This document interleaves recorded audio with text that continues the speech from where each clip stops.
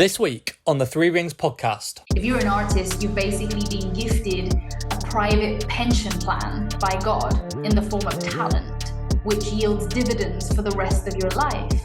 If you use it wisely, every single artist has a seed of wealth, like little gifts planted in them from God that when you nurture and cultivate over time, have the potential to transform into a money tree. Welcome to the 19th episode of the Three Rings podcast. My name's Stuart Bishop. I'm here with my fellow director, Bailey J. Muir. Before we get into today's conversation, subscribe to the channel, click the like button, and turn on your notification bell so you know all about the next episode. This week's guest is Danielle Haden. Featured for her work by the likes of Forbes and Yahoo Finance, Danielle Haden has become the go-to coach for creatives, artists, and influencers around the world. Hello, Danielle. How you doing? Hey, Stuart. I'm really good, thank you. It's so good to see you. Thank you so much for having me on. Oh my word, we're the lucky ones. We're the lucky ones. You've never met Bailey in real life, have you? No, I haven't had the pleasure yet. No. Bailey, Danielle, Bailey. There you go. Good to meet you, Danielle. Glad to have you on. I've heard a lot, even though we've never spoken, so I'm really looking forward to this conversation. Yeah, me too, actually. I've got a lot to share, and I've actually been doing a lot of work specifically, like really digging into artistry and what it means to be an artist, specifically linked to wealth and abundance. And so I have a lot of wisdom I would love to share with you later down the line during this episode. I don't think people really realize how much information and just expertise you have got, Danielle. It's we're going to go into it, but first, people can probably, I don't know, you're not dressed as if you're in a rainy UK. Where are you in the world right now? No, I'm in Thailand, actually. I have a beautiful home here in Thailand, in the middle of the jungle, and I'm really, really in the jungle. I'm in a lovely surf town called Khao Lak, which is the surf capital of Thailand, and I moved here to escape the cold in England, as you can imagine. Yes, we can. Bailey, why don't you tell Danielle where you are? Yeah, so I'm actually based in Bridlington, which is like way up on the Yorkshire coast. So today we will be completely the opposite of you. It's literally chucking it down with rain. I think you're all right weather-wise today, aren't you, Stuart? Yes, London at the moment, it's the sun has come out, but we're so jealous, Danielle. I see your posts at the moment every day. I mean, you haven't always lived in Thailand, but it seems like you go from one place to the other. But at the moment, are you situated there? What's the? How long are you there, or are you going to come back to the UK? What's going on? Well, for the past 2 to 3 years, I've actually been situated in a lot of places. I lived in Mexico for 4 months, England, Argentina, back to Thailand. And I have Thai ancestry, actually. My mom is Thai and my dad's English, hence why I can be here for an extended period. So I'm probably going to make Thailand my base because it's such a beautiful country. It has everything I love: nature, waterfalls, shopping, fashion, but probably it's going to be a place where I stay, and I'll be back and forth between the UK and Thailand. People are probably thinking, you've just said there that you go from one place to the other. You was in Mexico, Argentina, and England, Thailand. They're probably wondering, how old are you first, just before I go into what I'm going to say? I'm 29. 29. You don't look 29. You look much younger, if I have to say, if I'm being honest. They're probably wondering how and why you are sort of, country hopping. How can you afford this? How have you got to this point? So it's probably best if we go right to the start and find out actually who Danielle Haden is. Where have you come from? Who's inspired you? How have you got to this point now? So we're going to just pass it over to you and we're going to sit back and listen to your story. Go for it. Oh, okay. Where to start? I think the first thing is my entrepreneurial background. I've always had a very strong entrepreneurial and business background, and I think this really comes from having the right mentorship at such a young age. When I was 19, I quit university after 3 weeks and went to work a full-time job. The full-time job that I got was an apprenticeship scheme where I ended up working directly for the CEO of the company. And so at the age of 19, I was having mentorship by a multimillionaire who is now my ex-boss. And then following that, I worked in a company of which I was mentored by the CEO, of which was my ex-partner, but I was in that company for 7 years. So I think the first thing that I have to mention here is the level of mentorship I had from such a young age, and being in very high learning environments and fast-paced environments. As a result of making a lot of money quite young, I had the opportunity to kind of get off the hamster wheel and think about what it was I wanted to do with my life, and what did I enjoy, what did I want to spend my life doing.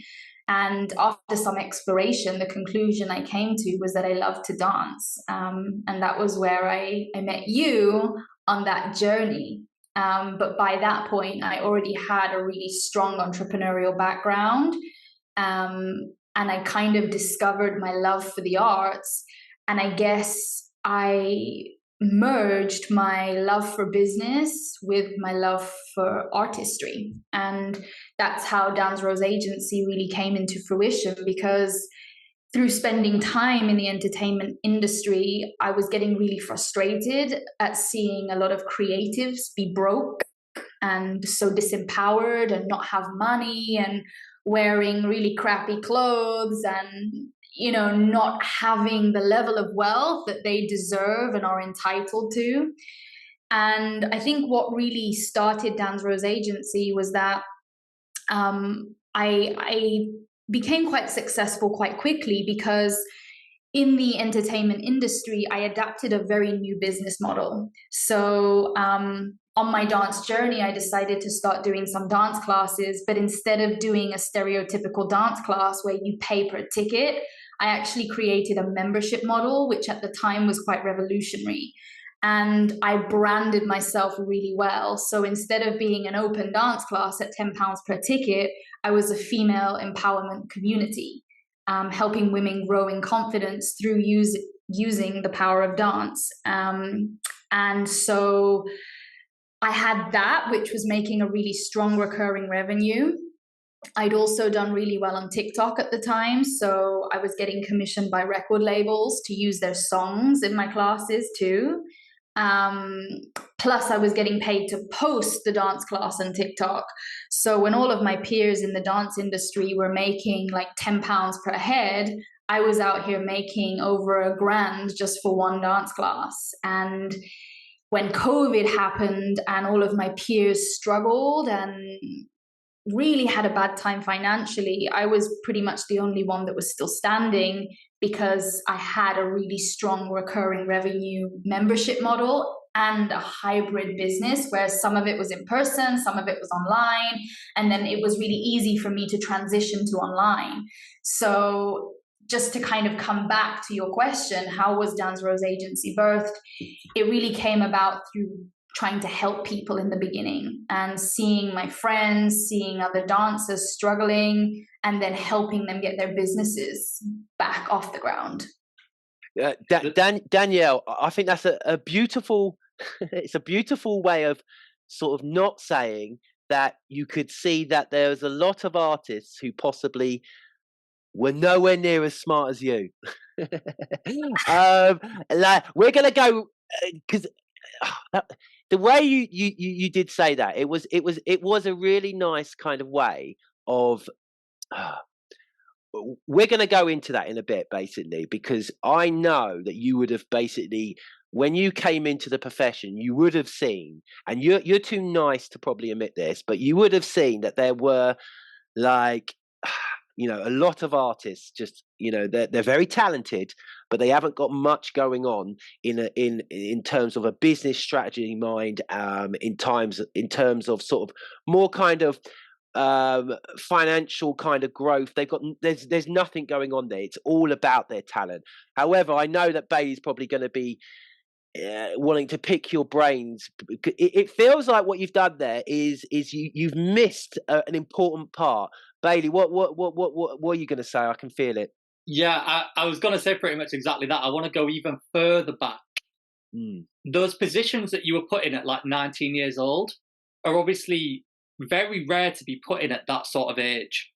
So I'd love to like ask you, is there a certain quality that you have that you feel meant you were given those positions and that level of trust at such a young age? What that quality is and where that came from? Is it something in your childhood you can link to? Where would you take that? I think that's a really good question, actually, and nobody's ever asked me that. But the truth is, to that question, in all honesty, it's having no other option. I came from a childhood where my parents couldn't afford to send me to university. In order to support myself at uni, I had to have a job. And when I quit university and my student loans weren't coming in anymore, I needed to find a way to make money. And nobody would take me because I didn't have any qualifications. I was basically fresh out of school. I didn't have any kind of experience or university degrees.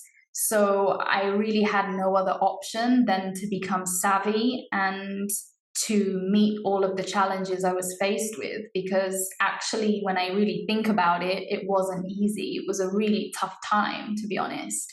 Like, I was so small and so skinny, and you say I look young now. Imagine how young I looked at 19. I looked like a 10-year-old in a suit. Like, I was tiny. And I think this is something huge that people really don't realize. People might say, oh, well, it's okay for you, it's easy for you, you're smart, oh, you got lucky. But I really didn't get lucky. I was needing a solution, and I found a solution to make money, and the only way that I was going to be able to sustain myself in London is to rise up to the challenge, and that's what I did. So in terms of qualities, tenacity, grit, I think you need character, and I think you need a level of stubbornness. And I'm pretty stubborn. Under no circumstance was I moving back to the West Midlands. Under no circumstance. Under no circumstance was I going home and saying, oh, I couldn't do it. I wasn't strong enough. I couldn't stick it out. And for me, it was that stubbornness that was like, no, right, okay, I'm staying. I don't care what it takes, I'm staying. It's interesting because when I first met you, it was obvious at that point that you didn't have the skills at that point. You'd hardly done any dancing, but the way you carried yourself, the way you spoke, the way your confidence sort of said that, well, this is what I want to do, and this is what I'm going to do. It was always obvious that you were going to do these things.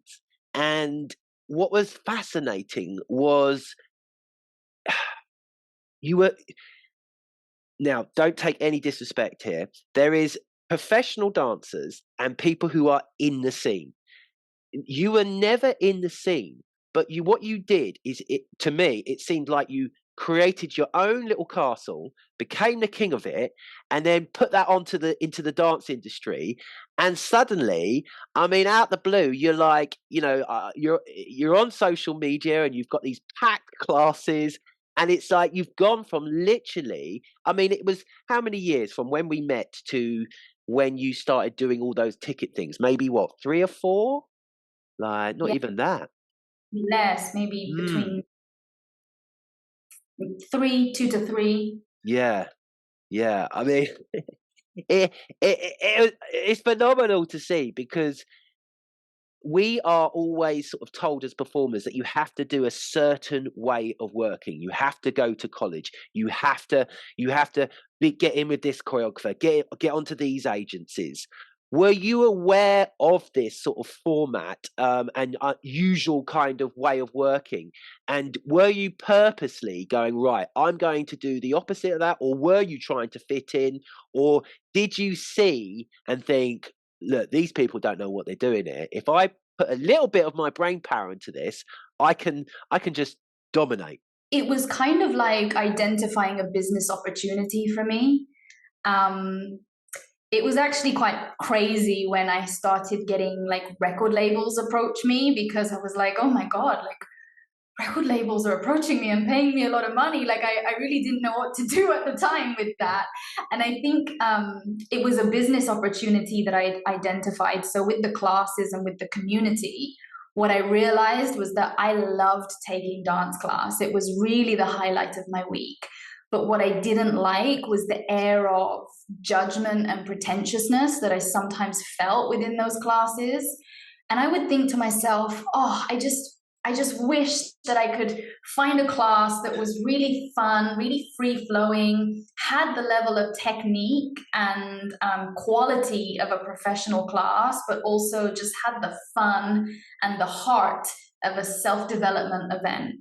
And I realized at the time that there really was nothing like that. And I thought to myself, well, if this is how I feel, then probably there are other people who feel the same as me. So that's when I decided to try this out. It was kind of like an experiment.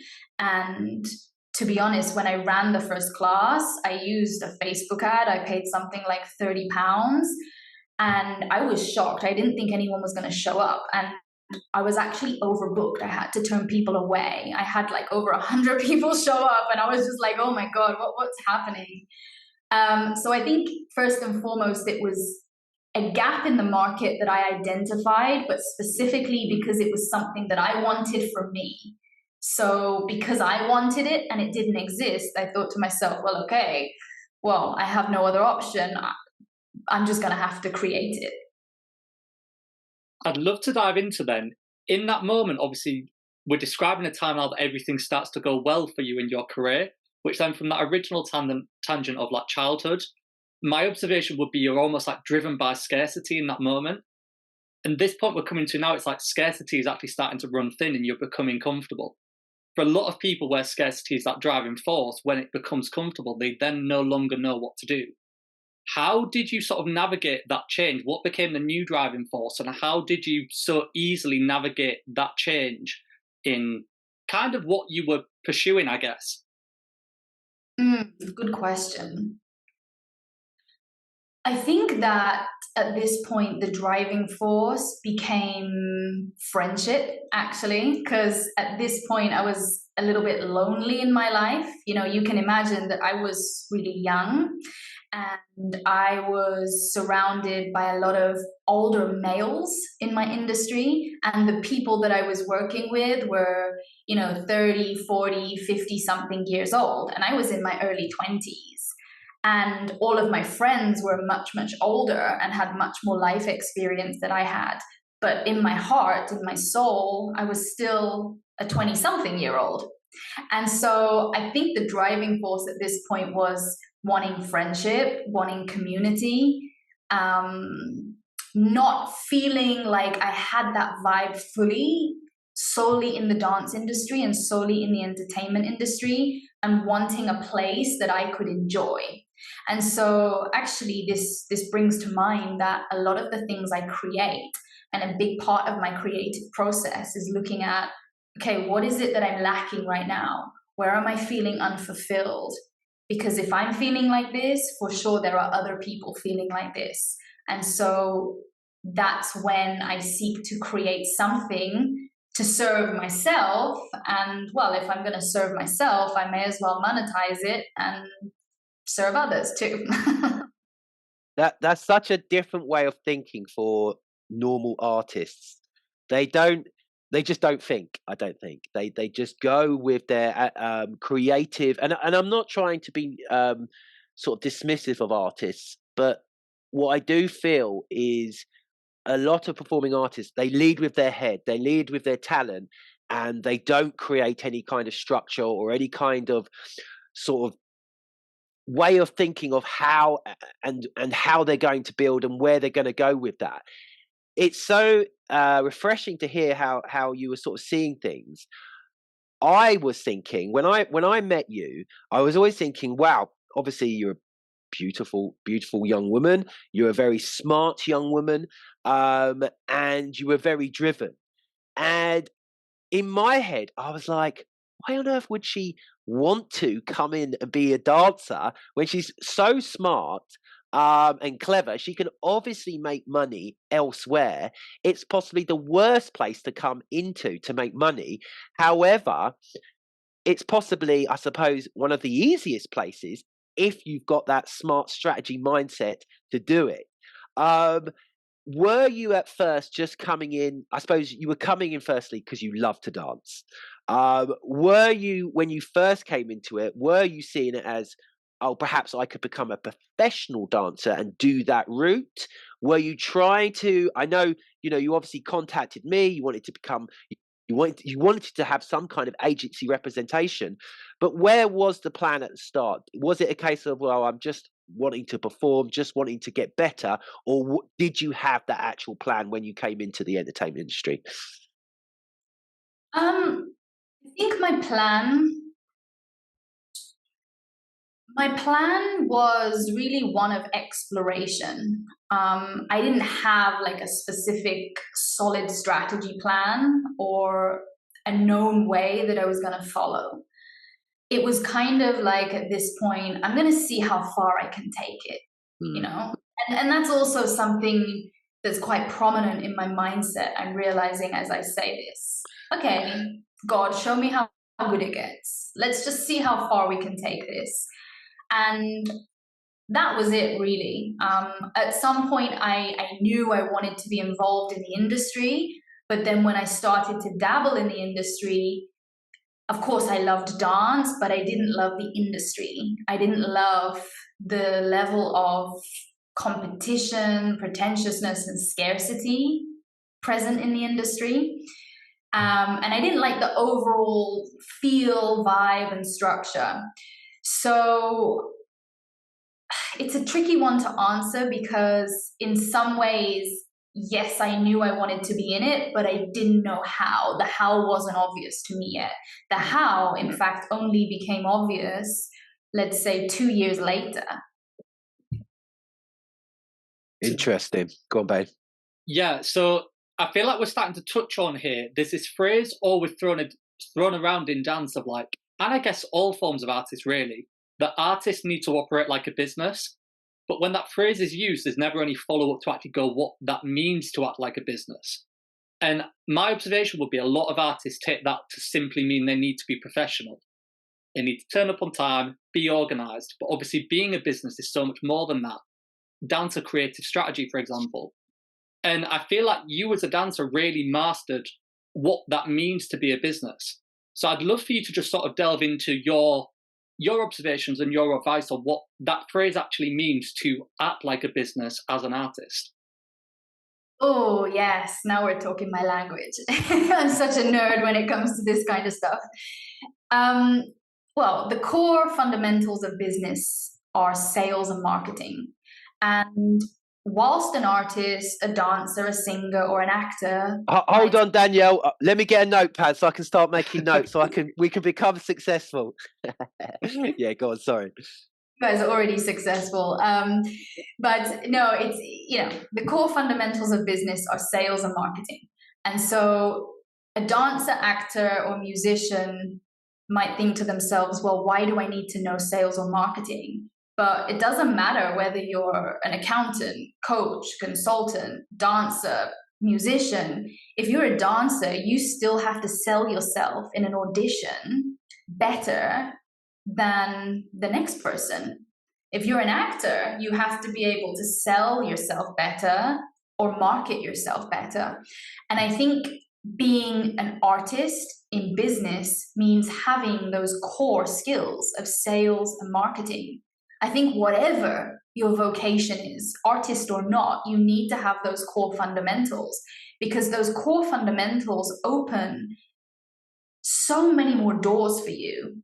Why? Because let's say you're a dancer, right? And you go to an audition and you don't get, let's say you're a dancer and you go to an audition and you don't get hired off the back of that audition. You got to find another route. And this comes back to when Stuart and I met. Why did Stuart decide to give me a chance? He decided to give me a chance because he was sold, basically. He was sold on my charisma. He was sold on my personality. I'm just nodding. I'm just nodding. Right. So if I'd have gone to Stuart's office, like, oh, hello, please, can you sign me to your books? I really want to work with you. It's a very different energy than walking in there and knowing how to sell yourself. And so having those core fundamentals opens gateways that maybe auditions won't be able to open. And I think that's what it means to be an artist in business. To be an artist in business means that you know your brand and you've mastered these fundamental skills. And on a side note, if you're an artist, but you don't know how to market yourself, i.e., how to get your work seen by the right people, then what kind of a professional are you? How do you call yourself a professional if you don't know how to get your work seen? You're not a professional, you're a dabbler. I can hear people listening to this now, if they're a performer, going, I don't want to hear this. I'd rather just concentrate on my skills and going to class. I don't want to hear about the business side, because they haven't been taught this in any way. They've had 3-4 years professional training at colleges, and they're taught none of this. So they're actually, they're very, very scared to hear these things and get these bits of advice. You said sales, you said marketing. Now I'm going to chuck in the word talent. Where would you say, if you had to rank them top 3, what would you say? Where would talent come? Where would marketing? Where would sales? Yeah, I mean, look, we're not dismissing talent. Talent is very important. Like, you got to have the substance to back it up. Yeah. However, I knew you were going to say that. So you're saying it comes number 3, doesn't it? Out of those 3, surely, because you became talented. You weren't at the start, as in you didn't have the. I remember we did private lessons. You came to our classes, and your talent built over a period of time. But right from the start, you had that sales and marketing going on. From the moment I met you, I was sold. Where would you, tell us when I say the word talent, where does that come into your sort of psyche, and where, how much do you think people should sort of focus on that, and with the other stuff as well? Where does that come into it? Well, what's the point in having talent if nobody gets to see it? Yeah. So I would say, look, sales gives you charisma. Sales gives you confidence. Sales gives you an ability to convince a person to give you a chance. Your talent can be built afterwards. Talent's important, but your talent can be built over time. Your talent is going to be built through mastery, through dedication. There's a process, right? But what's the point in having talent if nobody gets to see it? Mm-hmm. An extra element of this structure of a business as well that I always think is really important, especially in our industry, is escaping limited thinking and removing limits. And in our industry, I feel like we've got such a traditional way of working that people struggle to think outside of the box of what else may be out there. For example, on a level of myself and Stuart being agents, there's an awful lot of agents who operate only through the castings on Spotlight. And they don't even think about all these additional clients that don't go through Spotlight that they could click into. And to relate this back to yourself, Danielle, very much the same with your classes, where instead of the regular model of people pay per class, you went for a membership system then there was record labels involved that nobody else would think to do. How have you navigated sort of escaping any sort of limited thinking, and how would you advise people to navigate that themselves? I'm just going to take a second while I think about this one. Can I add to that question? And did you get negativity from this sort of new way of implementing sort of dance and business into it? Because I feel like, from what you've just said there, Bailey, in my head, if I put my old performer head on, it's threatening. It's threatening. Everything you're doing is threatening to the way we've been told to do and the way to be. Take your time. So the first question was, how do I navigate limited thinking, right? Yes. Yeah. Okay.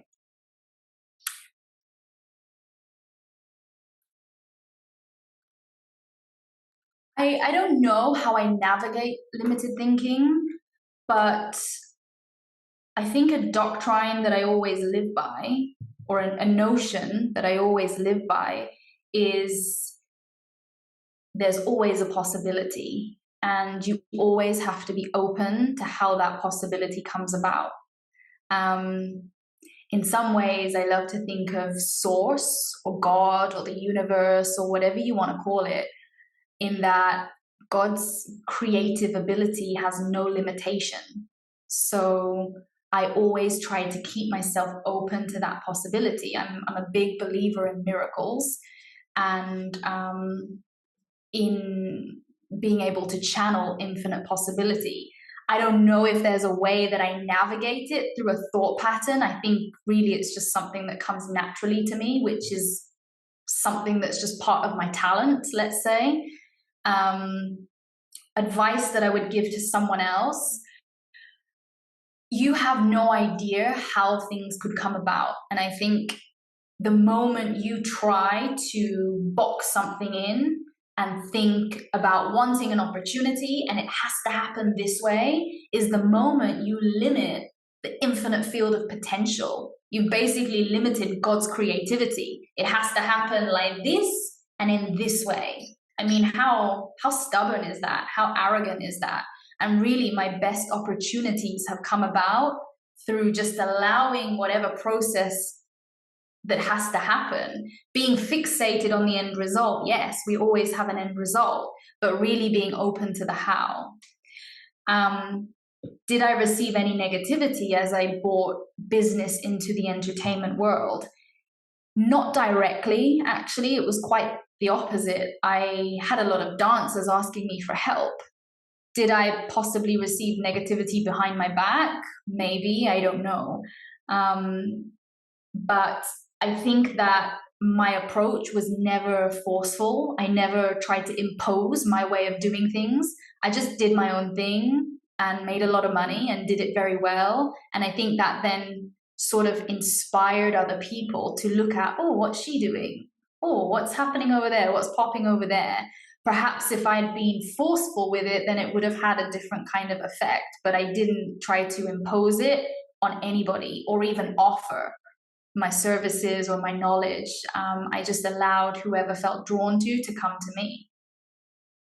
It's interesting because now what you did sort of 3 or 4 years ago is becoming very, very sort of the smart ones are going, right, it's not smart to do the same thing that everybody else is doing. So now we're starting to see dancers becoming famous from, being on TikTok, and perhaps they haven't gone to college at all, and they've just blown up on social media, and they're getting brand deals, and they're becoming influencers, and it's amazing to see, because in our conversations, Bailey, we've talked about it for a long time, and I've banged on about this for years, that the way, the only route to market is going to college and then doing the auditions. It's just such a old school way of looking at things, and it's just you're going against tens of thousands, and then wondering why it's not working out, why if you do get success, it's only very limited, and it's almost like the top of the bottom. You know, when you're working behind an artist and you're thinking, wow, I've made it, I'm on tour with Dua Lipa, or I'm on tour with Girls Aloud, or whoever it is. Unfortunately, it is still the top of the bottom, because of sort of you're not actually creating your dreams, you are backing someone else's dream. So it's like just sticking a little hand saying, hey, I want to be in the proper entertainment industry, and the dance industry is very much like, I suppose, the start of it. And it becomes a very selfish thing, because it's all about, oh, right, I've got to do this, I've got to do that. So to see you very quickly go from what you were doing personally to then go, right, well, actually now I want to help people, and, you know, and sort of build and look at other people's careers. How quickly did you see, well, creating an agency, you know, to help other artists? When did that come into your mind? Was it a plan right from the start, or did that come from the talking to a lot of people and seeing that they desperately needed help? Actually, it came from COVID, and it came from a lot of people's businesses failing, a lot of people being in financial hardship and asking me for help. And at the beginning, I was giving help for free. And then it kind of spanned out into people's yoga teachers' friends, and then personal trainers. And then after a while, coaches, healers, Reiki people, consultants. But fundamentally, it started with the hardships during COVID. So I actually never planned to do something like this. It really happened quite naturally and organically. And after a period of time, I realized that I needed to start charging, because people were getting amazing results, number one. And number two, it was taking up a lot of my time, and I couldn't do it for free any longer. Wow. I'd love to now dive deeper on a section of kind of what Stuart was saying there around this influencer space that's developing. I don't know if you yourself, Danielle, would identify yourself as an influencer. However, your videos are definitely very influencer-esque. And within the sort of creative arts, there's definitely some sort of negative feelings attached to that space from certain people. I feel like our industry has this sort of very mechanistic way of working and thinking, that on the kind of producer level, for example, it's often looked down on if a dancer is also pursuing the influencer side rather than just doing the traditional dance. And I'm loving at the moment observing the industry slowly starting to transition. For example, there is a dancer in the UK called Jess Qualter, who I believe trained at Lane, very quickly has built her brand on social media, and that is now aiding her in her transition into the West End. Mm-hmm. I guess there's three parts to this question. Would you encourage artists to build themselves as an influencer as well as a dancer? What would your advice be to these kind of higher ups in the industry that may still have this negative feeling towards it? And also a final point to go kind of really deep on it is, I feel like sometimes this influencer term is put there to gloss over the fact that this is a marketing strategy. Do you feel like being an influencer is actually just a marketing strategy as well? Where would you take those sort of leads I've given you? I think that being an influencer, it only means one thing. Being an influencer means one thing, and being an influencer just means that you built your brand very well. That's it. The term influencer is a little bit of a corny word, so I think it has a lot of negative connotations. But if I was to define an influencer, it's just somebody that's built their brand very, very well. So I can't understand why anybody would talk negatively about somebody else building their brand really well. Why would they do that? Why would they talk negatively? Because people do. I don't know why someone would do that, to be honest, because I would never do that. So I have no idea why anybody would do that. To me, that just seems ludicrous. Like, that's the same as I don't know, a really wealthy hedge fund manager and somebody talking really negatively about a hedge fund manager that's really wealthy and built a really lucrative business. I can't understand why anybody would do that. It's because they don't understand, isn't it? They just don't understand.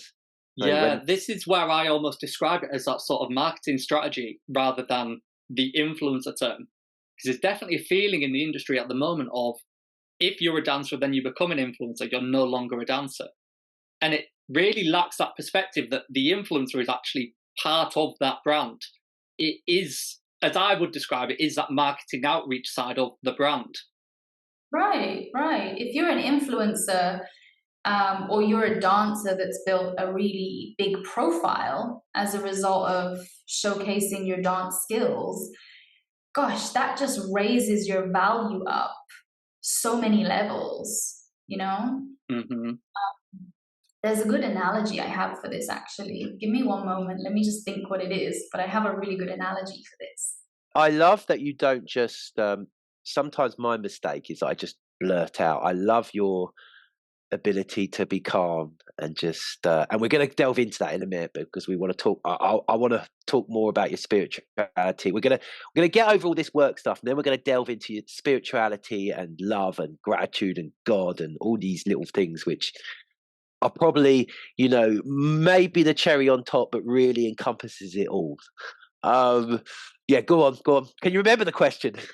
So what people don't realize when they talk really negatively about being an influencer and building your brand online is the level of which being an influencer raises your value. So let me give you an example here. If you're a dancer that only ever takes bookings based on another project, so for example, you get booked to dance for another production or another artist, you're basically a blank canvas dancer. So your value is only equivalent to the value of the project that you're being handed, i.e. an external value. The difference is when you're an influencer and you've spent time building and cultivating your own brand, the value you command is the value that you ask for. And so the pay that you command is equivalent to your value as an artist, the brand that you built. You start to command your own pay, your own prices. Whereas that can't happen if you only spend time as a blank canvas dancer. You're only equivalent to the value of an external project, i.e. the value of what somebody else determines the project is worth. So there's a massive difference here between being an artist and an artist who's the commander of their own wealth. It actually puts you in a different league of commandership, a different league of control, a different league of empowerment. Why do you think some understand that and many don't? Especially in our industry as dancers. Why do you think people get stuck in just this churning out day after day auditions and castings and that route? I'll be honest with you, I think it's due to the education that they're given. I would imagine that the colleges and the institutions at wherever they train teach them that this is the route and this is the be-all and end-all, and this is the route that you have to follow, and you need to bang out as many auditions that you can. So I think there's a level of conditioning here. And of course, nobody likes to get stretched out of their comfort zone. So when people like you or I come along and we're saying, no, there's another way, like, you don't have to follow this way, there's another path to your success, it's like, oh, it creates a little bit of cognitive discord.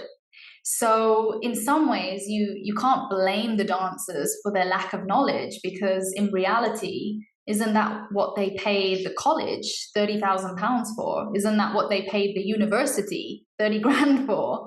You know, so I think there's an element here of responsibility from the educational institutions, not saying that they must change their whole curriculum, curriculum, but I do feel that it's relevant. We are, aren't we, Bailey? Yeah. I do think it's important that they introduce this kind of education, particularly as the world moves more and more into the digital space. So with this now, we're obviously very much transitioning to sort of your approach of how you grow artists. I feel like this is a good time to really transition into your agency. So just to give us one final link through from this like very industry mechanistic kind of side of it. When I look at your brand, it's obviously all built around, I help artists develop their careers, build brands, which is something we would see a traditional musical theatre agent say. This is very opinion-based. However, when I look at your work, I feel like you're truly doing that. Whereas in the traditional space, where we say we're doing that as agents, actually we're just doing what we've been told to do. We're not actually helping build. We're just helping navigate the day-to-day. What would you identify as the key differences in your business and your approach to running an agency as opposed to that traditional? Good question. You're coming through with some good questions today, Bailey. Why do you think we're partners, Danielle? Yeah, you guys make a really good dynamic duo. I love it. Well, it's kind of like this. Everybody's path to success is different. Everybody has a different style, a different personality. And with that difference, with every single person being unique, there isn't a one-size-fits-all formula. So the approach I have with artists is firstly about identifying their zone of genius, identifying their unique style, identifying what their assignment is. And I really think this comes back to my beliefs around God and around source, which is that everybody is given an assignment, if you like. Everybody is given a special purpose. And you can be an artist, but have a special purpose. So you can be a dancer, but in that dance, your purpose is maybe to empower women. Your purpose is maybe to help women overcome domestic violence through dance. As a spoken word artist, maybe your assignment is to educate people on equality. So I believe that everyone has an assignment, and really your art is just the vehicle you use to deliver that assignment. And so the reason why my clients get such amazing success is because I'm not helping them with the day-to-day stuff. I'm identifying their zone of genius, and we're working to build a brand based on their God-given assignment. And when you build a brand based on your God-given assignment, there's never any struggle because it's your God-given assignment. So there's always a natural flow of momentum that happens with that. For example, when I started my agency, I didn't have to struggle or do cold calls or knock on people's doors or shout about my services. Like, the clients came to me, the opportunities came to me, the wealth came to me. And so when I'm working with artists, what we're doing is we're unlocking that God-given genius. I like to call it a seed of wealth. You know, every single artist has a seed of wealth, like little gifts planted in them from God that when you nurture and cultivate over time, have the potential to transform into a money tree. But it's your job to cultivate and nurture those seeds. And so what I do is I look for the dormant seeds. Many artists have some seeds that have already bloomed. That could be your acting skills, your dancing, your spoken word, your poetry, whatever that is. But then we look for the seeds that we haven't quite nurtured yet, that are inactive, dormant, and then we take the time to cultivate those and build all of that into a brand that is just tailored to that person's blueprint. And that's what creates the success. It's the making of something that doesn't exist. You understand? I'm not just telling dancers, follow this formula and you'll be successful, because that's a lie. If you're a highly charismatic person, like I was, right, my best way in is through the side door. Like, I gotta go to some members clubs and talk to some people. I gotta go find some industry leaders to connect with. right? That's true, because at that time my charisma was more developed than my talent. So it's about looking for these tiny little details and using that to generate wealth. And I believe that it's in every artist's DNA to be wealthy. How do you exactly make money from your agency? So do you are you doing like a commission based model, or do you charge them up front, or like how does that work? There are two sides to the agency. The first side is the business building side, and that's always a standard fee. Obviously, I have full payments or like payment plans, which are kind of like student loans, number one. And number two, if we bring an influencer on board, what happens is that first, generally, they will pay to have their brand shaped and for us to create their sales and marketing and launch strategies. When that's in place, what normally happens is that the influencer can't be bothered to keep managing the back end of that. But once that's set up, we then take a 20% commission. And we just manage their launches, their products, their clients. And I have all of the systems in place already, so it's pretty easy. And what kind of artists are you working with? You said spoken word, you said dancer. Is this open to any type of artist, or are you specifically wanting to work with certain types? No, actually, my client list is very varied. I have tantric masters, I have yoga teachers, I have dancers, I have musicians, music artists, famous music artists, I have a Miss Universe, I have Reiki healers, I have coaches, consultants, I have Qigong masters, I have I love Qigong. I love Qigong. I do it every day. Ah, awesome. I never tried it. I did go to my first Muay Thai lesson today though, and it was really difficult, but that's a story for another time. But it's a really, really varied client list. I think for me, my books are open to anybody who identifies as being creative. They don't necessarily have to be a hardcore artist, but if you're creative in any capacity, then the doors are open for you. Wow. So I want to move into spirituality and what this means to you, and whether it's on a religious, or whether it's whether you follow a religion, or whether you like me. I'm not into religion per se. I love the sort of the stories and knowing of it. For me, it's I have my own God, and whether that God helps other people, I have no idea. I'm sure he does. And it's a big conversation between me and Bailey, because we've cut. I'm often very amazed how Bailey can be very kind of calm, very kind of thing, very kind of I suppose on the same wavelength as me. But I'm doing lots of spiritual stuff, and I'm having to do that to, I suppose, keep in the game really of just life. Bailey does less, but he's still as spiritual, I would say.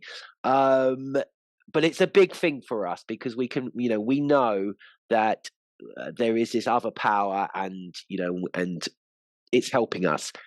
Where are you at with this? You've mentioned the word God quite a few times. Is it you're praying every day? Is it you going to church every day? What does spirituality and what being with God mean to you? I used to. Sorry, I was going to just apologise to Bailey there for just talking for you. You can, if you want, in a minute. Oh, no. If I've said anything not correct, you can butt in. But yeah, sorry, go on, Danielle.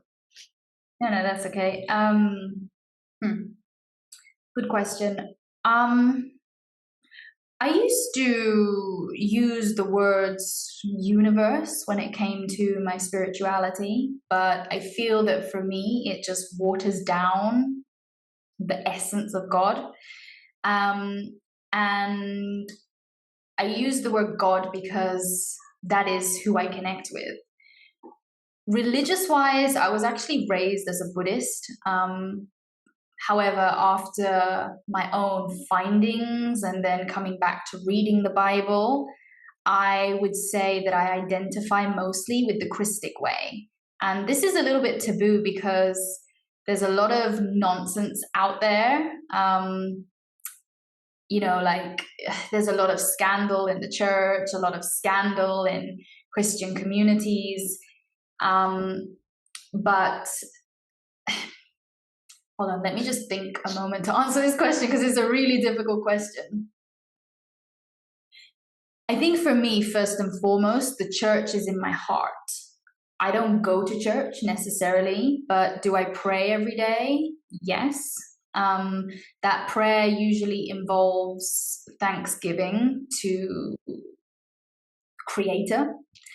And for me, spirituality is about getting close to source code, getting close to creator code.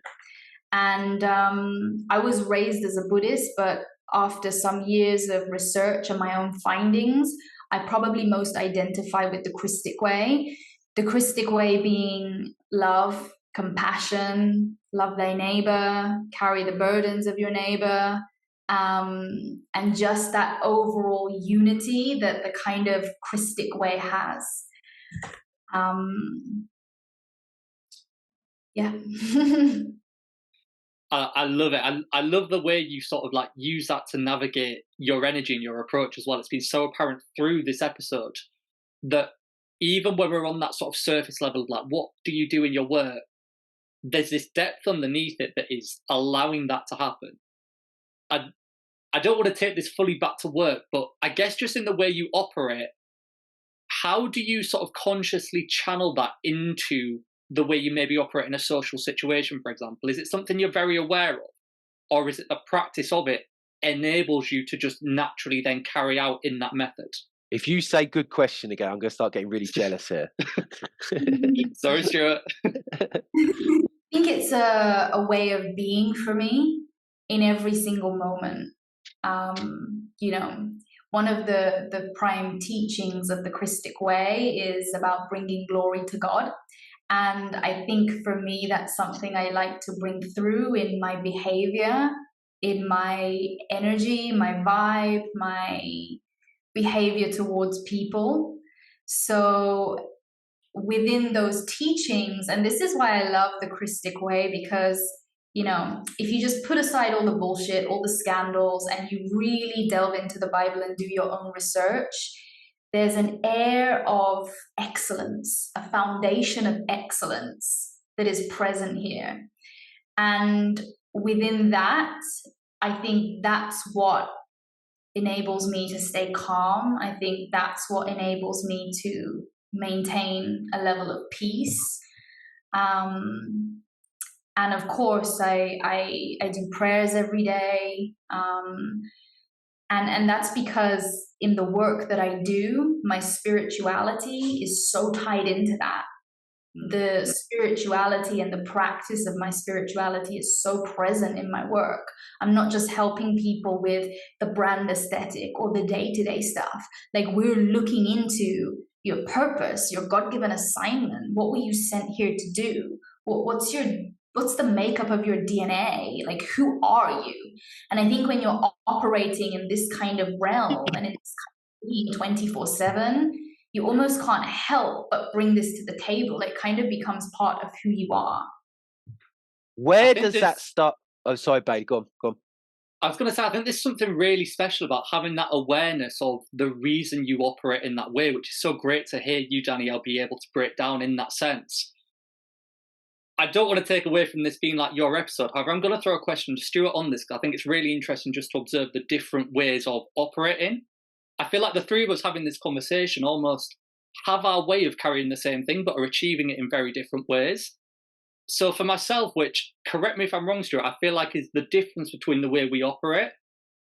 I don't do that whole sort of practice of it, as you were mentioning when we were first diving into this. And I feel like if I was to try and define my kind of philosophy and approach, I'd describe it as alignment, which I would take to mean understanding the difference between instinct and intuition. And that's where sometimes in a moment, kind of as Danielle has today, sometimes I just won't say anything. And that's because I've got something I want to say, but I'm aware that is instinct. And I give a moment for that to pass, for then intuition to come in. And that's something I very consciously do in all of my interactions. Whereas for yourself, Stuart, I'd love to get from you if you feel my observation is correct, or if you feel it's the opposite. I feel like for yourself, it's almost you do this practice to then power you up for when you go into that social situation, then you can almost just be in a flow state. And then maybe isn't always something so conscious there, but the practice allows the energy to carry with you nonetheless. Where would that sit for yourself, Stuart? I think, good question. I think I look at my life and I think, well, my first sort of, from sort of about 15 upwards, I've had a lot of things go wrong. I've had to fail forward, a lot of sort of, financial, personal, all these kind of things. And I suppose, came from a living a rock and roll sort of drink, drugs and, fun kind of lifestyle. So I've had to be able to become, I suppose, a good person, a soulful person, a nice person. I've had to, I suppose, in a way, create the templates to be able to find that. And it always amazes me when you, Bailey, actually are able to sort of be part of a conversation like this without doing all that. And it might be because you've come from, I suppose, although you've had your, things happen to you family-wise and stuff like that, it's like I've found you before you've had the opportunity to go and fuck your life up. Yeah. So for me, it's very much it's a day-to-day thing. If I didn't, I think I would probably, from levels of addiction and things like that, even though now I live a very clean life, I need to do those things, to keep me on track, to keep me sane. It's interesting. I was going to ask you, Danielle, when do you introduce that to, and at what level to your clients? Does it start with you've got to sort out your personal development first? Or are people open to hearing your opinions on spirituality and how that can help you? Because we've gone through many years of, I think during the 80s, sort of, religion and spirituality. Well, religion was quite high up. And over the years, religion's gone down, severely, and spirituality has come up. But where does it start for you when you're trying to, if you've got a new client and you can see they're not quite there spiritually, is it the personal development you have to get in there first before you go to spirituality, or do you just say, fuck it, listen, if you don't sort out your life and get on a spiritual path, it's not going to happen? Well, I'm always really transparent in my approach, and I think the first thing is that based on my marketing and my messaging, from the get-go, a client is going to get a feel for my vibe. So from before they've even signed with me, this person understands what I'm about, and they know that they're going down this rabbit hole. That's actually part of my marketing. Like, we're going to go on a journey together, and you're going to go to places that you've never been before. And that's kind of part of the experience that the client goes on. This is not just an experience of building your brand. This is a whole experience of walking with spirit and going to places in yourself and unlocking elements of you that you didn't even know existed. And that's something that I communicate from the get-go. So generally, everybody that comes on board with me is very open to this, and they expect it. Interesting. The way I would interpret that, I'd love to see if you would identify this in the same way, Danielle, is it almost sounds like there's a part of your work that is almost like starting from being like a spiritual therapist. Would you describe it in that way? I guess so. the foundation of everything that I do starts with a person's relationship with source. Because how can you expect to create miraculous results if you don't believe in miracles? And where do miracles come from? Miracles come from the divine. They don't come from this third dimensional world. So that's the first thing. If we're going to create miraculous results together, your mind, your being, your spirit has to be open to that. Do you think there's something the way we like operate as a society in the modern day that is almost suppressing that spirit, and that's why you have to do more work to bring it out? What would you identify that as? I think that people are so disconnected from their spirit because of the nature of the society that we live in. Like, if you actually think about it, it's actually quite nuts. 4 years old, you're putting to school for 6 hours, and you stay in that institution that's just feeding you crap, basically, all the way up until you're 18. When you're 18, now you got to study because now you got to get a job. So, sign up for a university course, and it's just pat, one thing to the next, to the next, to the next, all the bloody time. When does anybody get a chance to explore the nature of spirit? When does anybody have that opportunity? Nobody actually gets the space, because having that opportunity requires a level of spaciousness. For your consciousness to open, you have to have space to do so. And that's another reason why I moved to the jungle, actually, so that I could disconnect from the constant chaos of the city and the traffic and the tubes and the buses and the appointments and the constant bookings in my diary, so that I could just start to connect with the codes of nature and original source code. So I think the fundamental problem as to why we lack spirit, why we lack this element as a society, is because the nature in which society is structured doesn't allow for it. It doesn't leave space. That go on. I'm going to go on a whole tangent here if you let me go, Stuart. I don't know if you want to dive in. No, go on. I was going to say that. I was going to say that's a perfect link into the laptop lifestyle question. But go on. Okay, I'm almost going to feed it right back to the start of this conversation with this one. But I think there's almost something there to say for being stuck in a linear form of thinking, that something has to be positive or negative, and there can't be positive and negative within that one thing. Which I take to that you described at the very start of the conversation, Danielle, with at the start of your career being driven by scarcity. That can have positives and negatives. And if we take this to the birth of humanity, for example, scarcity was actually the normal environment for us to live in. We would have to go and chase after the food we needed to eat every single day.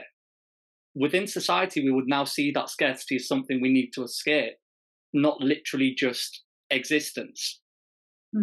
And I wonder if that is something that is almost warping our sense of spirituality, because we're not taught how to really compute what that is. On that very natural level, actually, we can look at that as a driving force. But then to come back to artistry then also gives that art of expression value. For example, something I observed in the pandemic was we had this whole push of key workers, for example, that the nurses were important, the police were important, these people had to keep going to work. Then we had the government putting adverts out, for example, that dancers needed to go and retrain. And it almost lacked that perspective that those nurses out there on the front line, when they came home, needed to consume that artistry to keep themselves going. And it lacks on that sort of spiritual level the fact that in that birth of humanity stage, we would be out hunting every day to solve the scarcity, but then we would be around the campfire dancing and creating music. And it lacks the perspective that that creativity is actually really part of the human spirit. Do you think there's a separation there? This is brilliant, Bailey, and I'm so glad that you brought this up. I'm going to just give you a really quick little story here, but when I was in London really struggling, when I was 19, remember I told you I just quit university and I just started with this new job and it was really stressful. I had a lot of responsibility. at that time, I was cursing my life. Why do I have parents that can't afford to do nothing? Why couldn't I have had a better upbringing? Why couldn't I have had a better chance? Why do I have to be here? This is unfair, X, Y, Z. And when I look back, if I hadn't have had this experience, I wouldn't have the qualities that I have today. And would I be in the position that I am today? I don't know. So I think that we are so quick to look at situations and define something as, oh, this is really bad, oh, this is really good. And this is really what brings me back to God, because God knows better than we do. And God knew at that moment what I needed. I didn't know what I needed, but God knew what I needed. And even though at the time I was like cursing everyone and everything and the entire universe, it was all planned all along to make me into the entrepreneur that I am today. And so I always think that whenever something happens that doesn't seem amazing from the get-go, we have to look at this and ask, okay, what is this cultivating within me? Where am I being called to move the needle? What is being called to move right now? Where am I being asked to evolve and to be cultivated? And if we did that, instead of just cursing and cussing and having a bad time, maybe we would see that this is actually for a greater purpose. So I love what you've just said. And I think that anybody going through scarcity should always just take a step back, because scarcity can be your biggest teacher. Scarcity, if you just take a moment to ask it, okay, what are you trying to teach me?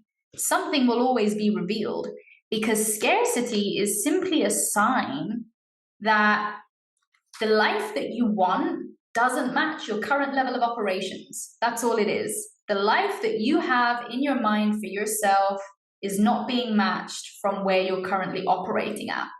So if you have, let's say you earn $1,000 and your expenses are £250, you're not going to feel scarcity. You're going to feel comfortable. Oh, I got a bit of disposable income. However, if you're earning $1,000, but your expenses are $3,000, that's where that scarcity starts to creep in. It's like, oh, I'm feeling scarce. But actually, all that's saying is that the level of which you want to live and operate at is greater than your current level of operations can provide for you.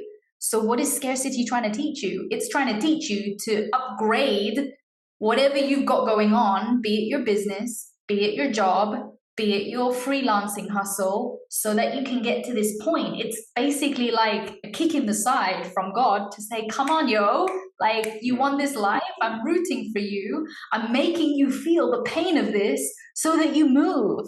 But what do most people do? They don't move. They go, oh, scarcity, oh, my life sucks, oh.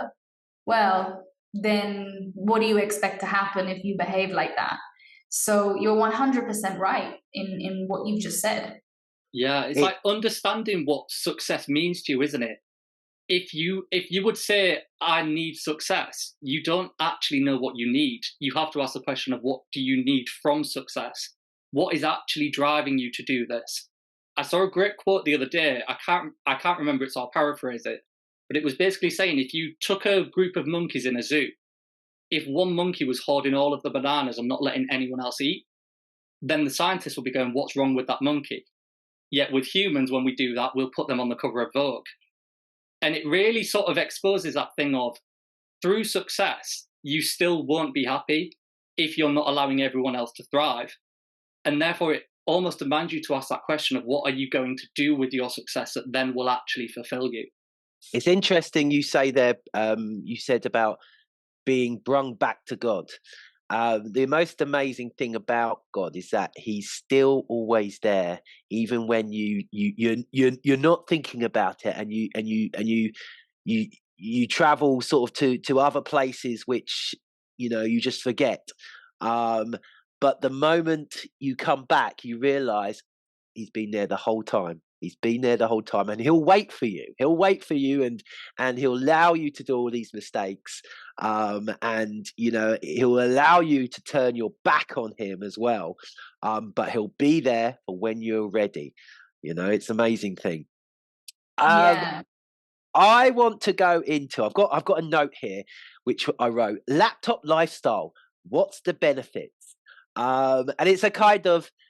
It's obvious what the benefits are, because I suppose in a visual sense, it's you living the life on the beach, having a great time. But tell us about the laptop lifestyle. How does that allow you to work? What are the other benefits apart from just the beautiful sun and the beach? I would say first and foremost, the benefit is you have freedom geographically. So if you're somebody that loves to travel, of course, you do have that luxury. The second benefit is I guess the second benefit is really autonomy, and just being able to command your own time. However, the laptop lifestyle is not as easy as many people think. People glamorize it on social media, but to have that kind of lifestyle, you have to have a lot of skill. You have to have a level of discipline and tenacity, because when you're living in a vacation zone, a vacation life, it's really tempting to not work, and it's really tempting just to have a great time all the time. Like I feel that a lot. So you have to be a person that's really, really self-disciplined. You have to be a person that doesn't rely on external motivation, somebody that can channel and get your motivation from within yourself. And I think the third thing that most people miss is that you actually have to have the skill. And this comes back to our conversation earlier about sales and marketing. If you're going to live a laptop lifestyle, you have to have a level of skill whereby you can back yourself. You know that you're going to find clients. You're digitally savvy. You have trust in your marketing skills. And the final piece of this, which just brings us back to the king of kings, is that when you live a laptop lifestyle, what you're signing up for is constantly being in the unknown. Because if you think about that kind of lifestyle, a lot of the time, at least where I was in my journey, I didn't know where I was living after the next 3 months. I had no idea where I was going to live. I was kind of just traveling around. When you run a business, you don't really know when your next client is coming in. Of course, through your marketing strategies, you can create forecasts and etc. But really what you're signing up for is, as a business owner, you don't know when your next client is coming. You don't know how the market's going to turn. Like, look at when COVID happened. Where's the handbook to deal with that? So you're signing up for being the captain of the ship. And the captain of the ship needs a co-pilot. And for me, that co-pilot is God, And so this is why I think it's so important for anybody, but especially artists, to have that spiritual connection and to have that relationship with their spirit and a higher source, because there are times when you're your own boss, who do you turn to for help? Okay, cool, you can buy mentorship, but you can't buy mentorship all the time. Okay, you can ask your friends, but there's a point where you have to rely on your own intuition, your own instinct, and that can be really tough. And so through living the kind of laptop lifestyle, I think the biggest element of that is the spiritual journey that it takes you on, in that you have to learn to live in the unknown, and you have to be cool with that. You have to be comfortable with that. You have to be okay with that. And for some, that is very scary. I'm a Virgo, right? So I like my routine. I like my stability. For me, this was like, it used to freak me out. And really, it was only after developing my relationship with God and really delving into my spirituality that I felt a level of solidity in my ability to be able to just hop around and live this kind of lifestyle. So I think that when you sign up for the laptop lifestyle, you're signing up for living on the edge of faith, and spirituality is important in that element. So spirituality is also one of those benefits, I guess. You just described as God being one of your co-pilots. I think there's someone else on your plane at the moment. It's been beautiful to see. Why don't you tell us how long have you been with your new partner, and why don't you just tell us how that all came about? Because it felt like just from seeing it from social media, it just felt like the ultimate like romance and just beautiful, and you just I mean, I might be biased because his name is Nico, which is the same as my son, but just the whole thing of it from afar has just seemed so gorgeous. Talk to us about Nico. Oh, Nico is lovely. He's just lovely.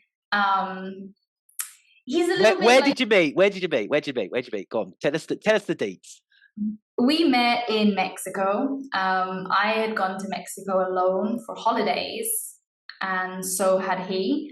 I went alone just to kind of be creative and to be in nature.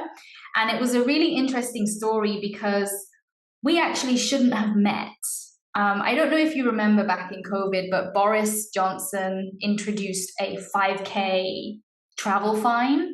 So I had actually booked my flight for 2 weeks after, but then if I'd have flown 2 weeks after, I would have got fined 5K. So I bought the flight forward and just flew in the same week.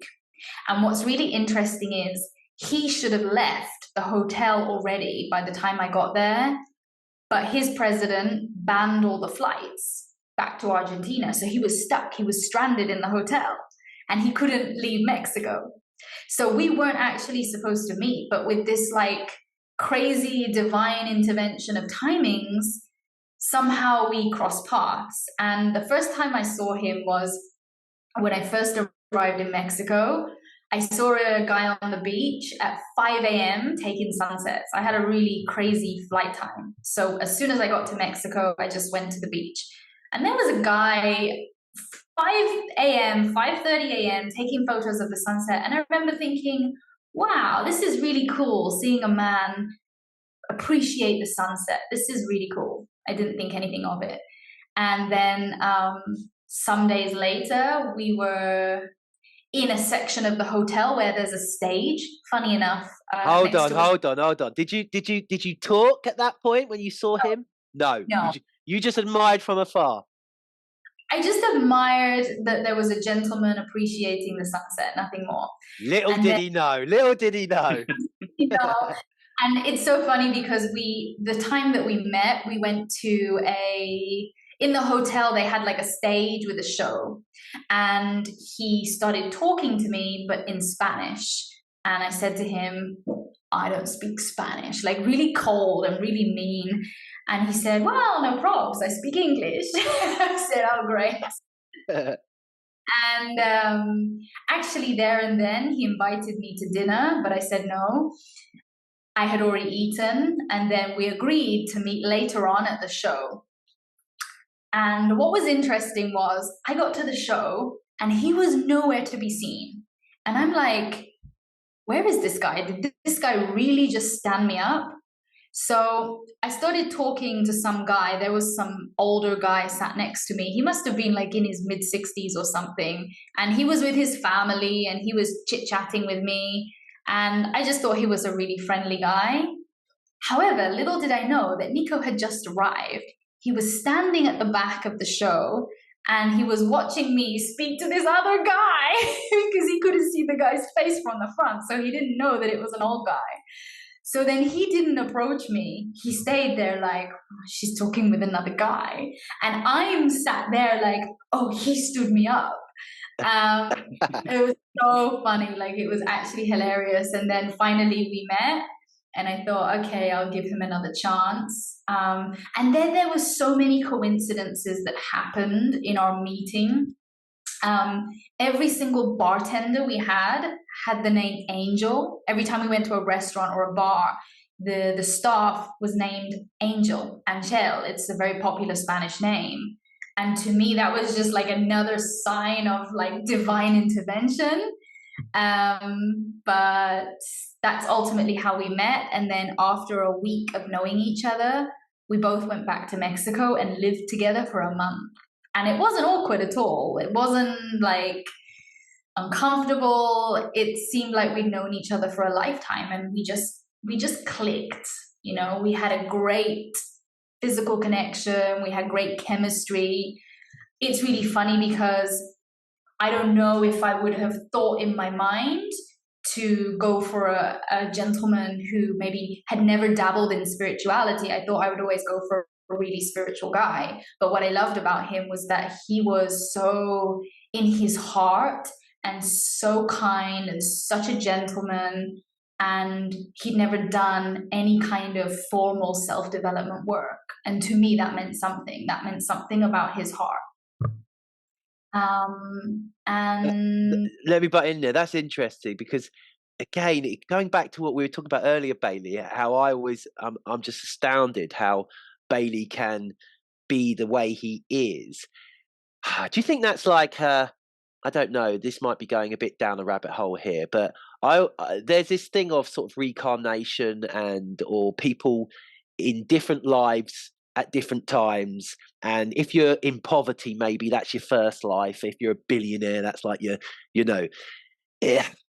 I feel like, these people who don't have that spiritual thing at the start, but still have that thing that we've then worked on, to whether it's through personal development or a spiritual, talking to God or whatever. Like, do you think they're like, I don't know, like indigo children or something like that? How comes I have had to work at this and these people already have it? Why? What do you think of that? I don't know, to be honest, but very much like Bailey, Nico has had a very good upbringing with a very nice father, with very strong values, and has experienced very, very little trauma. So maybe that has something to do with it. I don't know. But Nico has never done any kind of self-development work. And I'd always thought it would really difficult. I'd always thought it would be really difficult for me to be with a guy that hadn't gone down a spiritual journey. And it's actually been my most easeful, graceful, loving relationship.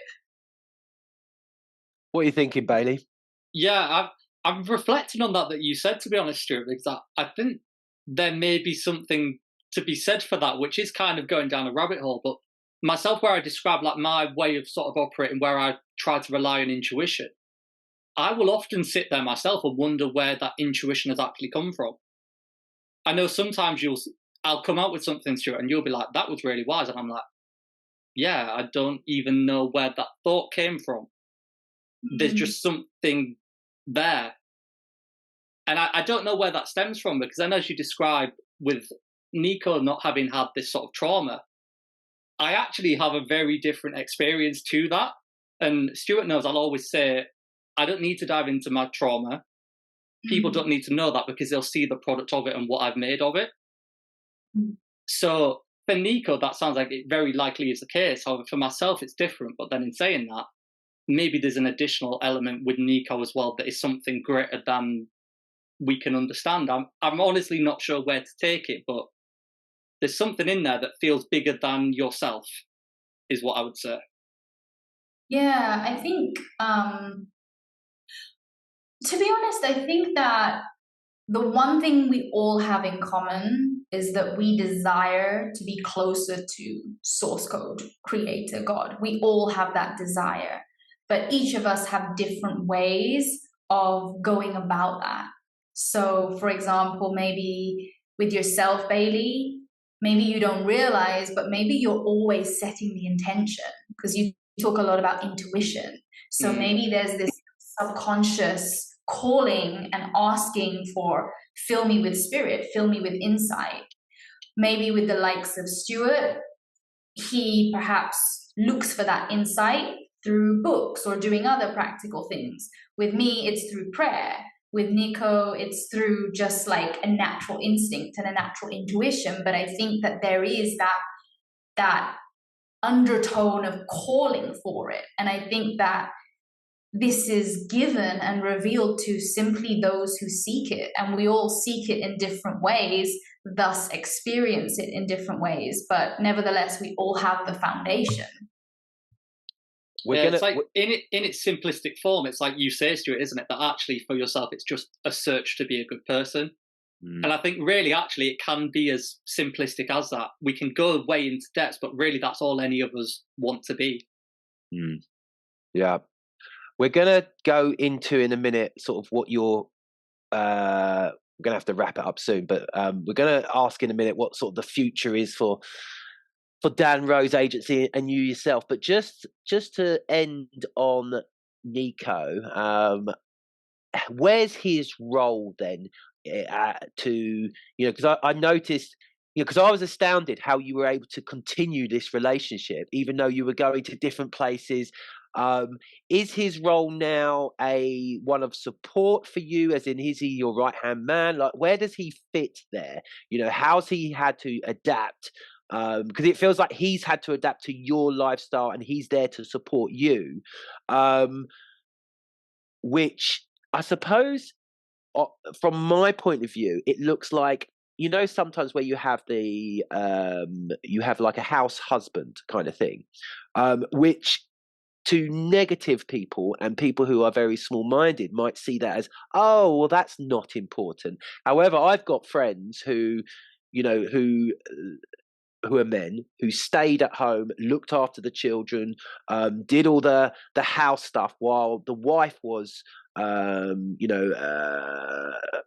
a more senior role sort of work-wise. Where's that happening? Is he working on a laptop doing his stuff, or is he part of the company, or how do you sort of manage that? No, actually, he works in technology. Right. He actually earns more money than me, and he works for big corporate technology companies as a consultant. So I would say our level of partnership in that way is very equal. He likes to cook a lot more than I do, and he's Argentinian, so he cooks really well. So I hope he doesn't watch this back and think I was being in any way kind of trying to put him down or anything like that. Because from watching it, it just looks like, wow, this guy, you've fallen in love. He's now traveling with you. It's amazing to hear that he's got his own thing going on, and you're saying making more money. He just comes across as just an absolute cool. It's like he's living the life. He's got the beautiful girlfriend. He's got the beach lifestyle. Yeah, I want to be a Nico. Although I do have a beautiful girlfriend now, which I'm just not on the beach. Well, hopefully soon. No, but we're really lucky and really fortunate that we both work from home and we both have that laptop lifestyle. So we both also earn well, and so traveling is not difficult for us. But I would say our roles are pretty equal in that way. Of course, there are some things that he prefers to do and that I prefer to do. I don't like cooking so much, and he likes to cook. He hates admin and organization, so I plan all our trips. So we both take the reins in different areas of our relationship. Now, I know Fantastic. We need to move to wrapping this up. However, I want to ask one last question on your relationship, which is that environment you're in at the moment. Do you feel that environment is enhancing your relationship? And where I say this, you may say that maybe this is me having a lack of experience living overseas. However, there's something to be said that when people come back off honeymoon, for example, you'll often hear them say, I'm so much more in love now from that honeymoon. which is why I think we have that phrase at the start of a relationship of the honeymoon period. Obviously, for myself and Stuart sat in the UK, it's very much that you're living in a holiday location to us. Do you feel that environment is enhancing that relationship in any way, giving you the space to almost exist in your relationship more consciously, I guess is what I'm asking? Well, I think it's always nicer to be in a beautiful place where you have access to sun and beaches. Of course, it has its pros and its cons, right? Because when you're constantly traveling from one country to the next, you're constantly uprooting yourself. So that comes with stressful situations. Like when we first got here to Thailand, we were having an absolute nightmare with immigration. So, you also get different stressful situations that you wouldn't get if you were comfortable living in your house, in your city, where you know how everything works. But of course, the benefit is that it always keeps the relationship adventurous and exciting. We always on an adventure. So last weekend we went to Koh Lipe, which is like the Maldives of Thailand, for a weekend. Then we went to Koh Sak National Park. This weekend we might go to another island. So the beautiful thing about living overseas with a partner is that life is always adventurous, it's always exciting, there's always some thrill happening. Oh, it's such a great love story. It is. From afar, watching it on social media, how you've built, to see, for me as your friend, to see how he supports you. It's interesting then to hear how he is. He's just, I just presumed, what a lucky guy. He's just chosen to just support you, and why not? Do you know what I mean? But he's got the brains as well. That's great. That's great to hear, because otherwise, at some point, if it is unbalanced like that, I can imagine it could become a problem. But it sounds such a lovely. What has it been now? 3-4 years? 3 years. 3 years. Wow. Yeah. Wow. No. To be honest, I would struggle to. Well, I don't know actually how that would be, but I think it would be just from like a masculine and feminine dynamic, a little bit weird for me to have me pay for everything and then the guy pay for nothing. Like, I don't know how that works in terms of masculine and feminine dynamics. Yeah. But yeah, no, we're really happy, and I think your relationship is a really important part of your career, your mission, your vision, and the way your partner is with you really can make or break what you do. If you've got someone giving you stress and hassle, how can you focus? Like if I was with a guy that was giving me hassle and triggering me and not nice with me and stressful with me, I wouldn't be able to do what I do. So that just wouldn't stand with me. So I think your relationship holds a really powerful dynamic in your life from a work perspective. Do you believe in marriage? And second part to that is, me and Bailey would love to come to the wedding if it's in Thailand. If it's in Finchley, register office, then forget it.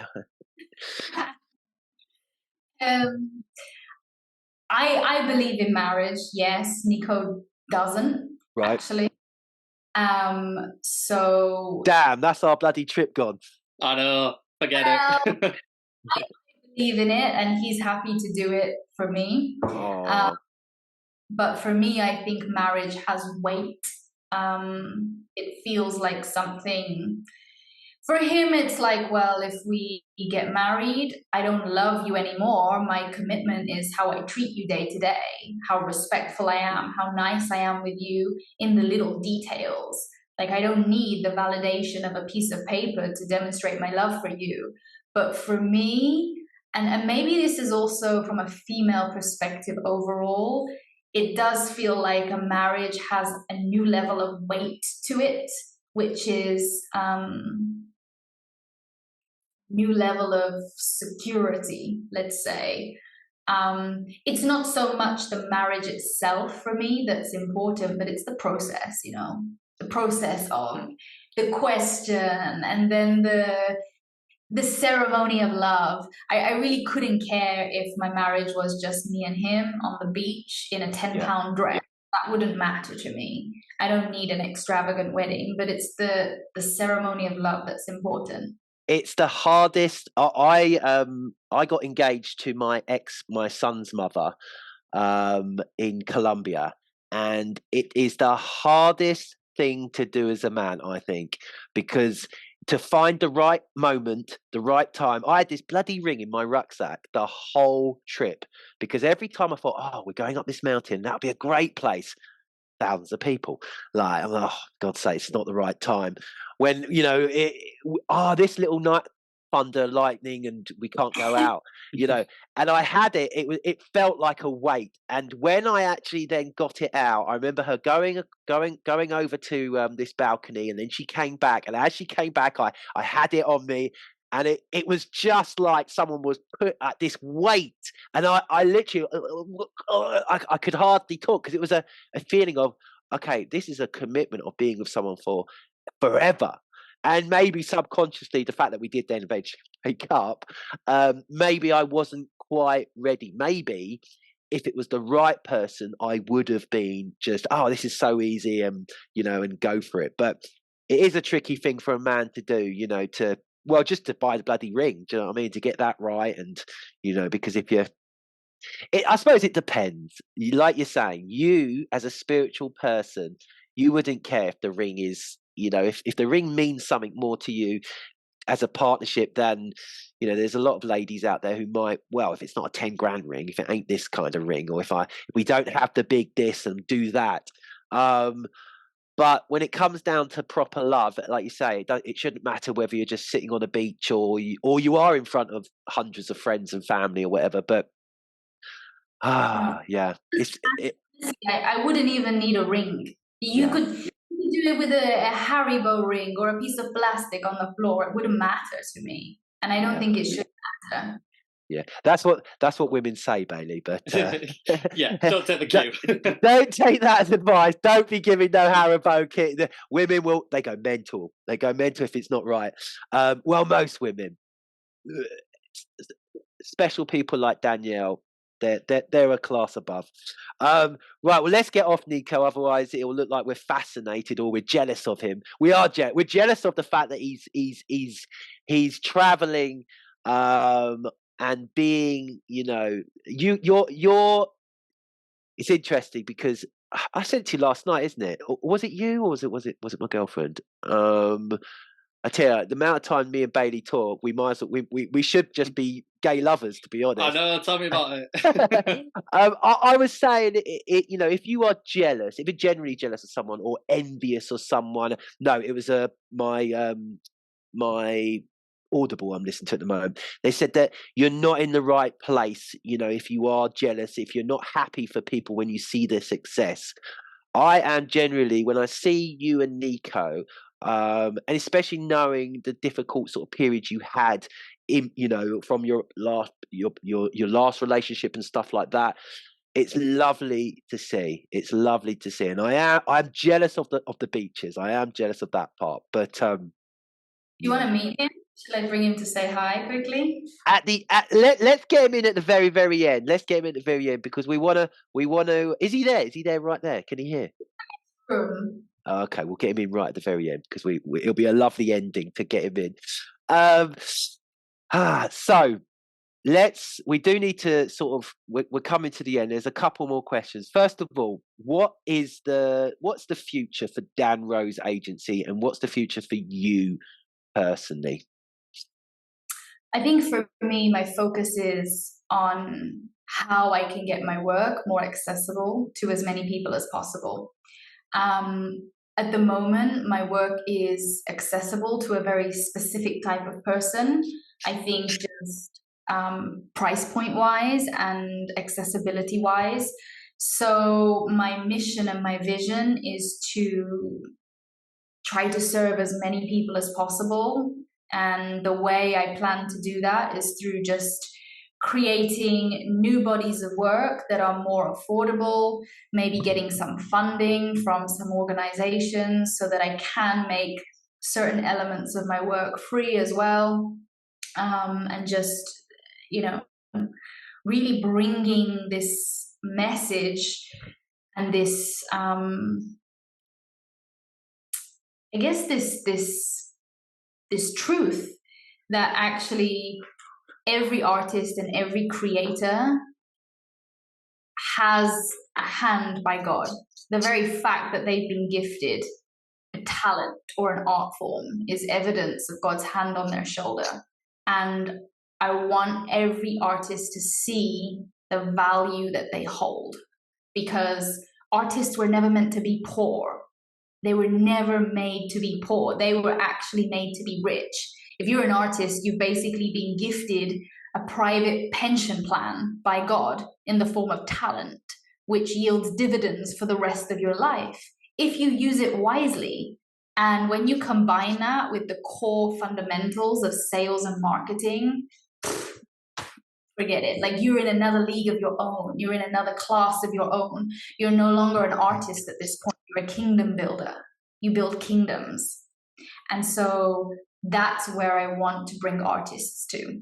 And I think the fundamentals of that starts with opening their eyes, taking off the blindfolds and getting them to see where they've been suppressed, where they've been conditioned, where they've been brainwashed to some degree, and then empowering them through my work in an accessible format that people can consume, can digest.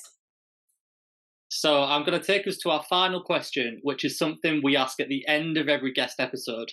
And I love the range of answers we receive, which is, if we jump 50 years into the future, maybe, and imagine you've maybe just announced your retirement, for example, and maybe Forbes magazine are going to pick you up and do an article about your career, what you've achieved, and how you're going to be remembered in the world. What would you like to see on that page that you would be able to look at and go, that really sums up how I would like to be seen, how I view myself, and what I would like to have achieved in other people's minds? What would that ideal phrase be for you? I think that for me, I want to have touched as many people as possible in a really life-changing way. Not for me, but for them. I want to have, this is not really relevant to Forbes, but this is just for me. I want to bring as much glory as possible to God through my work, and show evidence of God's existence through my work, so that every person can say they experienced that for themselves. And I want people to be abundant. I want the article to talk about the miraculous case studies of how a person who was auditioning for 4 years and could not bag an acting job suddenly landed a lead role in Netflix, which has happened in my company, by the way, just to throw that out there. I want to talk about the amount of, I'd want there to be a movement and a shift in the industry and in abundance and in wealth. Maybe that's a really crap answer to this like really big question. I can imagine Variety. You know, they'd have to write loads on you. Although, you know, sometimes to be able to, let's say they had to then just, let's say they run out of space, and they only had time to literally describe you in maybe 2 or 3 words. What would they say? I would say exquisite, smart, awesome. For you, not for me. I know you're thinking for me, but no. I think a woman of the people. Woman for the people. Yeah, because I think there are just not enough people making a stand for the talent of an artist. And of course, you've got people helping them with branding, with, I don't know, social media, with XYZ. But I really think one of the fundamental problems in the artist industry today is that people don't know who they are. They don't know what they've been given. They don't know the seeds of wealth that have been planted into them. Because if they did, they wouldn't be poor. They wouldn't be struggling.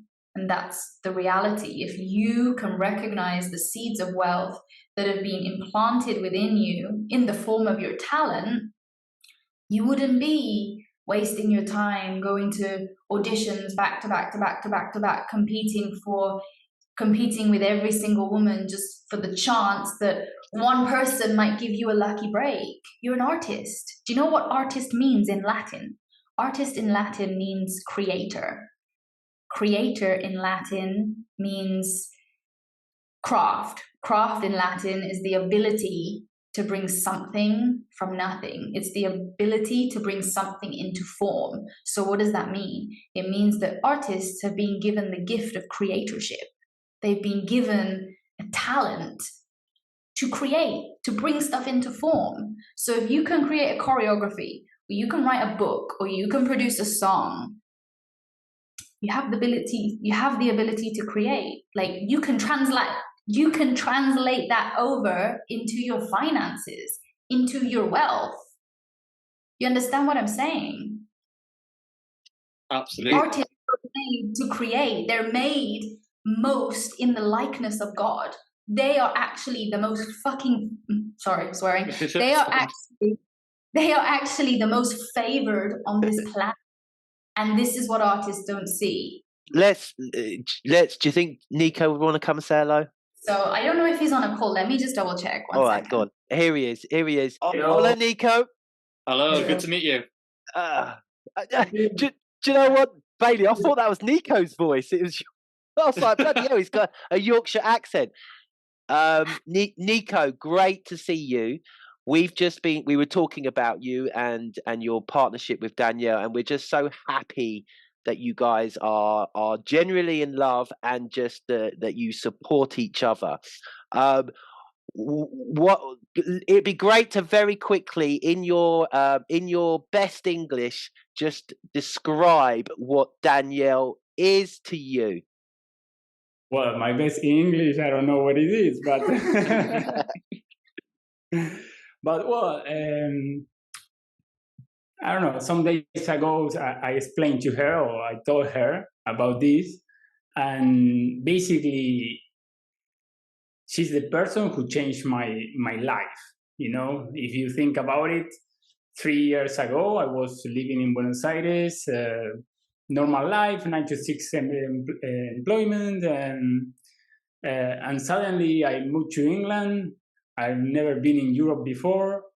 And 1 year later, I moved to Thailand, where I never been either. So, like, my life changed, my mind changed, and my heart changed. So she's the one who did that. And, well, that's why it took me 1 week, 3 days, actually, to fall in love with her in Mexico. But yes, basically, I changed completely just because her influence, you know. I think she. Are you gonna Danielle? He speaks great English. What's happening with your Spanish? Is he teaching you Spanish? Are you bothering? Come on, what's going on there? What do you think, Stuart? Well, yo aprendo español todos los días. Bueno, yo hablo español. Yeah. ¿Hablo español? Sí. Bailey, no. No, I'm lost. Sorry. ¿Dónde aprendes? Are you learning Spanish? Do you speak Spanish to each other or not? Or what's going on there? Por supuesto. Yo hablo español. Perfecto. Oh, okay. Actually, she learned really, really quick. Suddenly one day she woke up and started speaking Spanish. I said, "What?" You know, I have been studying English, well, since I was 3 years old, 5 years old, and you know, I'm not so good speaking English, but she is speaking Spanish really, really well. We're in the game of excellence, Stuart. Do you think I would date a Spanish-speaking person and not be able to speak perfect Spanish? Wow. Is he a fan of Javier Milei? Sorry? Is he a Are fan you a of fan of Milei, your new president? Yes. Yes. He looks. He's a game changer, isn't he? Yes. Likely, well, we have to wait, but I think he's going on the right path. You know, it's really difficult because it's not so easy fight against all the, corruption, mafia, and all the problems in Argentina. But I think he's really brave. He has knowledge and all the will to do it. So yes, I think he can do it. He's fearless, like you, Danielle. Well, we're going to wrap up. Nico, just stay there for a minute while we do. Before we end, I just wanted to say, if you haven't seen our latest guest episodes, then click the links below to see. We've got episodes of Charlie Bruce, Adrian Gass, Ricky Cheer, Brendan Hansard, and now, of course, the best one of the lot with Daniel. Well, I say this every time we have another guest, but it's been fantastic to have you, Danny. It really has, and it's been great to get Nico at the end. Bailey, your last thoughts? Yeah, I just want to say a huge thank you for joining us, Danielle. I always give a little overarching thing of how the podcast has felt, which for yourself, I would say it's just a sense of awareness. And that may seem such a strange thing to make as a distinction to other people. However, there's just a level with you that you're so aware of every decision you're making and every interaction you have, every word you say, everything has intention. And that is so beautiful to have seen throughout this episode. It's been such a great conversation. So to our viewers, more than welcome. So to our viewers, before you turn us off, subscribe to the channel, click the like button and turn on your notification bell so you know when we come back again next week. Before we go, is there something? Where can people find you? How can they work with you? If you just go to my Instagram at @realdansrose, there's plenty of information there, including free resources. Or you can go to my website. I have a snazzy new website now, www.dansroseagency.com. Perfect. Thank you so much, Danielle. It's been just lovely. I'm so happy for you. I'm happy for both of you as a couple. Very, as I said, a little bit jealous of seeing the beaches all the time and the sun. Where we're sitting here, it's now raining. Here in London. But yeah, thank you so much. It's been awesome. Thank you. No, thank you guys. It's a pleasure as always. And when the podcast comes out, just give me a shout and I will send it to my database and I will stick by that. So yeah, would love to also send it out to my community. And if I can help you guys in any way, just let me know. Awesome. Amazing. Thank you so much for today. As Stuart's saying, even though we've just met for the first time, just seeing how you and Nico are thriving and just two people genuinely so happy in life is just so beautiful to see. So yeah, big thank you for today. Thank you. So I'll say bye to yourself and Nico, say bye to Stuart, and say bye to everyone watching. Thank you for joining us today. Bye. Cheers. Bye-bye.